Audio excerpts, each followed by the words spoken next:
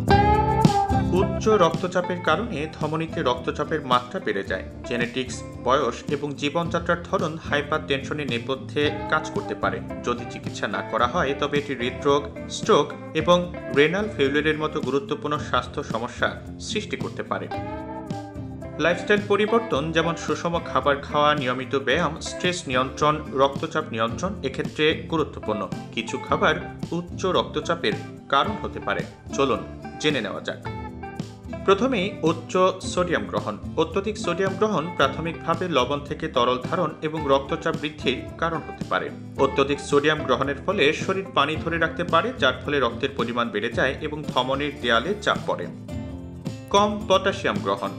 চিকিৎসকের মতে পটাশিয়াম শরীরে সোডিয়ামের প্রভাবে ভারসাম্য বজায় রেখে রক্তচাপ নিয়ন্ত্রণে সাহায্য করে এবং ভাসোডিলেশনে অর্থাৎ রক্তনালীর শিথিলকরণে কাজ করে।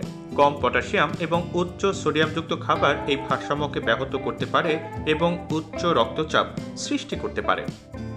অতিরিক্ত অ্যালকোহল সেবন। অতিরিক্ত পরিমাণে অ্যালকোহল পান করলে তা রক্তচাপ বাড়াতে পারে এবং সেই সঙ্গে উচ্চ রক্তচাপের ঝুঁকি বাড়ায়। অ্যালকোহল উচ্চ রক্তচাপের চিকিৎসার জন্য ব্যবহৃত ওষুধের সঙ্গে প্রতিক্রিয়া সৃষ্টি করতে পারে, তখন রক্তচাপ নিয়ন্ত্রণ করা কঠিন হয়ে যায়। এবার উচ্চ স্যাচুরেটেড এবং ট্রান্সফ্যাট গ্রহণের কথা বলা যেতে পারে। স্যাচুরেটেড এবং ট্রান্সফ্যাটযুক্ত খাবার বেশিরভাগ প্রক্রিয়াজাত এবং ভাজা খাবারে পাওয়া যায়। এগুলো প্রদাহ এবং ধমনী শক্ত হওয়ার নেপথ্যে কাজ করে, যা উচ্চ রক্তচাপের কারণ হতে পারে।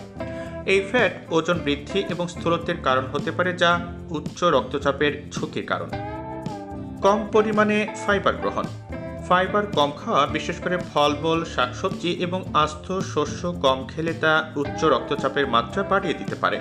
ফাইবার রক্তে শর্করার মাত্রা নিয়ন্ত্রণ করতে, তৃপ্তি বাড়াতে এবং কার্ডিওভাস্কুলার স্বাস্থ্য ভালো রাখতে কাজ করে। এর অভাব হলে তখন রক্তচাপ বেড়ে যাওয়ার ভয় থেকে যায়।